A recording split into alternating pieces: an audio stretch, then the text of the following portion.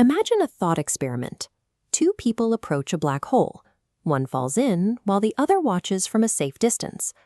By the end of this exercise, these two observers will completely disagree on what actually happened. We are looking at a Kerr black hole, which means it rotates. According to the no-hair theorem, any physical complexities a collapsing star originally had are stripped away, leaving a final object defined entirely by just two properties, its mass and its spin. So how can two people witnessing the exact same physical event walk away with completely contradictory realities? In extreme gravity, reality is not a universal constant. The timeline of events depends entirely on where your clock is located. Let's start with the watcher anchored far away. This observer measures events using what physicists call coordinate time. Far from the black hole, this clock ticks at a normal, familiar pace. But gravity drastically warps the propagation of light. As the falling person gets closer to the black hole, the light they emit takes longer and longer to climb out of that gravitational well. To the watcher, the infaller's visual signal stretches out, shifting to longer red wavelengths, and drastically slows down. This graph plots the falling observer's position over time. Following the red curve, which represents coordinate time, you can see the trajectory asymptotically flatten out as it approaches the number 2 on the vertical axis, the boundary of the black hole. According to the math of the distant watcher, the infaller never actually crosses that threshold. They hover there for eternity. Now look at the blue line on that same graph. This represents the infaller's own physical experience. Their timeline plummets straight down, crossing the threshold and rapidly hitting 0 in a finite, very short amount of time.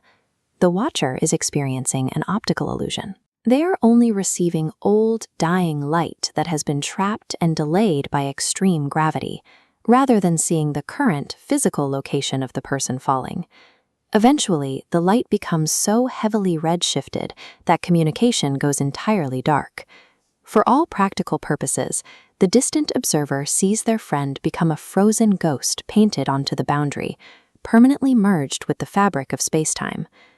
Switch over to the falling person's clock.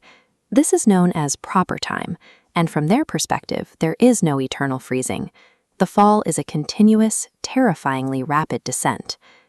As they fall, the gravitational pull on their feet becomes significantly stronger than the pull on their head.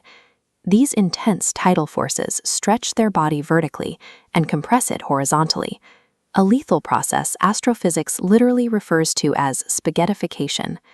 Very quickly, they cross the event horizon. This is the exact radius where the gravitational pull becomes so intense that the escape velocity exceeds the speed of light. Once inside this boundary, all paths through spacetime literally bend inward toward the center. The future only points in one direction. Because this is a rotating Kerr black hole, the centrifugal forces spread the mass outward. The very center is not a single crushed point, but rather a spinning circular ring.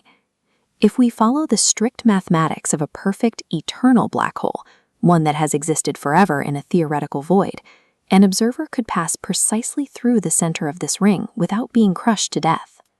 This schematic maps the mathematical extension of a Kerr black hole. Tracing trajectory number 1, the math suggests passing through the center of the ring spits you out into a separate universe with a negative radius, where gravity repels matter. This diagram illustrates an even stranger mathematical consequence, a closed time-like curve. By traveling in a specific loop just outside the ring's singularity, a person could emerge in their own past, violating the basic rules of cause and effect. The equations of general relativity allow for these perfect eternal black hole in an empty universe, not a real object. There is a sharp friction between the pristine math on a chalkboard and the chaotic astrophysics of reality. Real black holes do not exist eternally. As physicist Robert Oppenheimer and his student Hartland Snyder calculated in 1939, they are born from the violent collapse of massive dying stars. That collapse, along with the constant accumulation of surrounding plasma and gas, introduces enormous physical clutter. Furthermore, the inner horizon of a real black hole is highly unstable. Even the tiniest bit of infalling matter creates gravitational perturbations that rapidly amplify. Because of this chaotic instability, the elegant structures predicted by the math collapse in on themselves. The portals to negative universes and the time-traveling loops are almost certainly crushed out of existence long before anyone could interact with them. The singularities and paradoxes found deep inside a black hole are a signal that our current understanding of gravity is simply incomplete. General relativity breaks down at this scale, requiring a new theory of quantum gravity to truly model the core. But the differing realities outside the core remain completely valid.